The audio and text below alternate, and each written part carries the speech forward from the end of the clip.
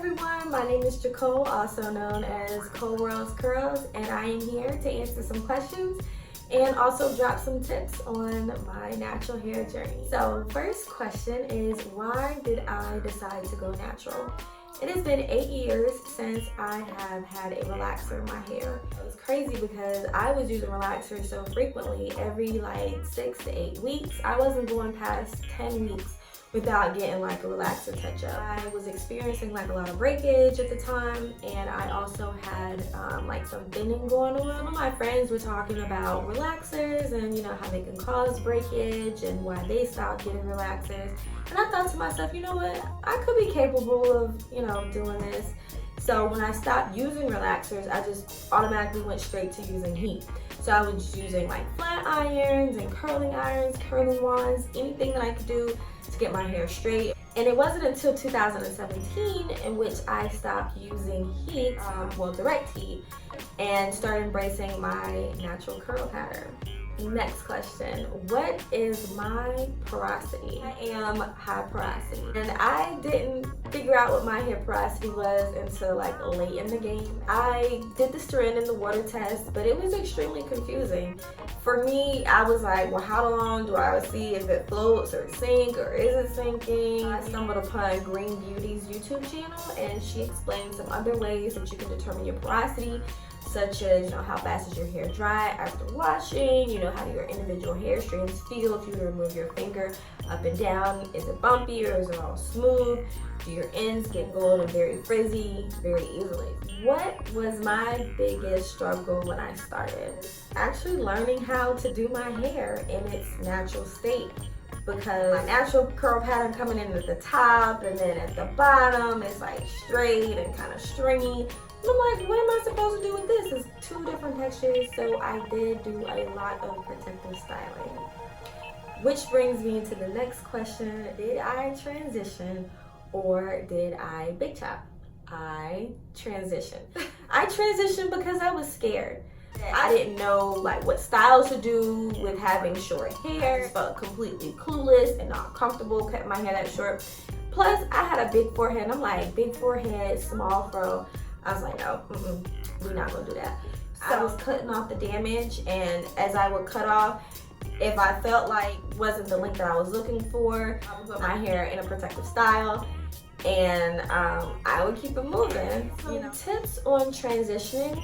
Definitely, if you are not comfortable with how your hair looks, or like if you're doing styles and you're fed up because you're like, you know what, nothing is coming out right, it looks crazy, protective styling. Protective styling is going to be your best friend. Braids, twists, if you get like cornrows, anything where you're not having to touch your hair and you're giving it time to like rest, and you can even, kind of help it focus on growth because you're not manipulating it, you're not in it every single day. Rod sets are really good to kind of help blend the texture. If you do like flexi rod sets or perm rod sets, those are good because the hair is going to mimic the rod. It's not really going to mimic its natural texture or its natural pattern.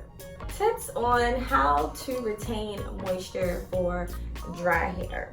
So, number one, I suggest clarifying your hair, detoxing your hair on a regular basis, because if you use heavy oils and butters, those things are supposed to seal in the moisture of your hair, but they can also prevent your hair from being moisturized.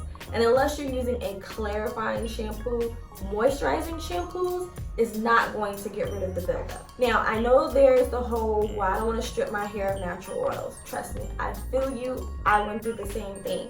However, it wasn't until I started using clays for the detox that I was like, oh my gosh, my hair is curly, like my curls are popping. It's because the clay was breaking down all of the buildup. I was able to have nice, healthy curls that were just flourishing because the buildup is gone. It's just like, we are free. Using products with water as the first ingredient if you are planning on moisturizing your hair.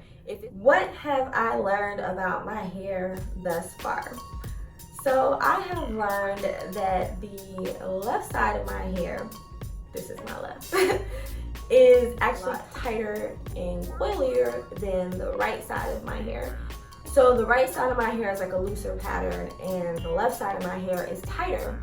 And for the longest time, I honestly believed that my hair was just naturally shorter on this side. And I was always cutting this side. I went to go see my stylist, Latrice, that she told me, she was like, your hair is just tighter in curls on this side than it is on this side. And I was like, really?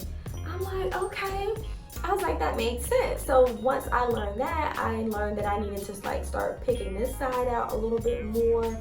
Also, I have learned that my hair is super versatile. That's like the fun and the best part about this natural hair journey, is because you can mimic any curl, any style, braid outs, twist outs, your natural curl pattern with the wash and go. You have, rod sets that you can do. You have bantu knots that you can do. Advice that I would give someone with my similar texture and porosity, and what should they know about their hair. Detangle your hair in sections.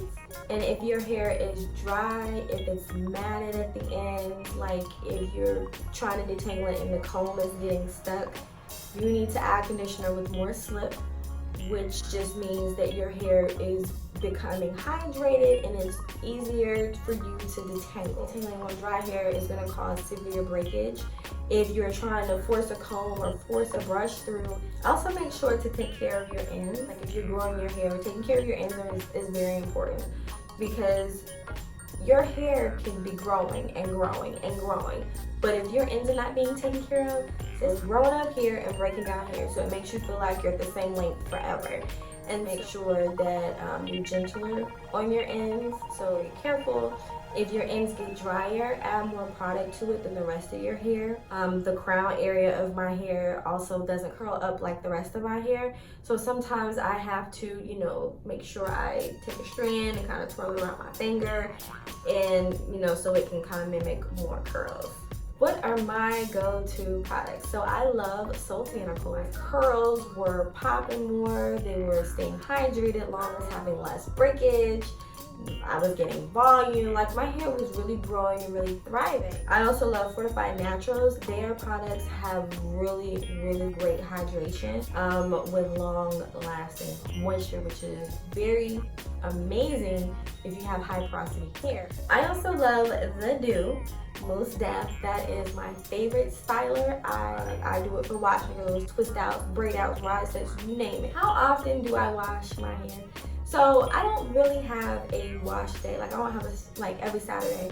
It's not guaranteed I'm gonna wash my hair. Every 6 to 12 days is when I wash my hair. I just kind of sit back and look and see how my hair is reacting. First thing I look for, what's the condition of my scalp? Is my scalp flaking? Is it really dry? Is it itchy? If so, wash day. Is my scalp good?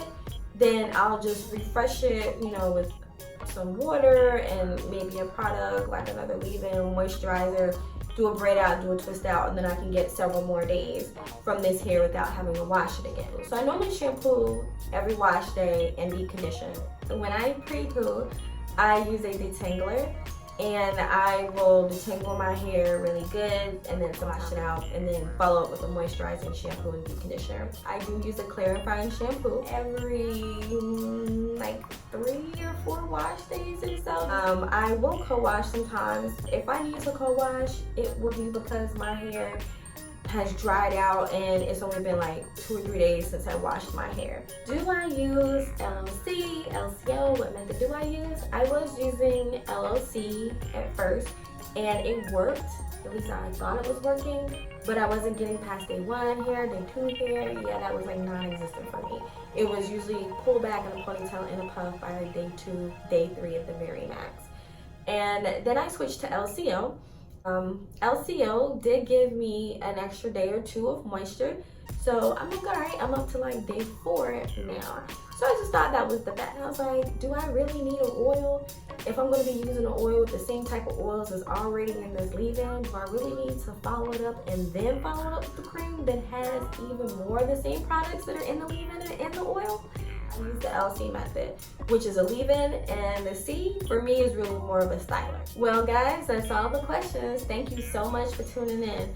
Hopefully some of these tips will help someone else on their journey, and if so, let me know. You can connect with me on Instagram, YouTube, Twitter at Cold World's Curls.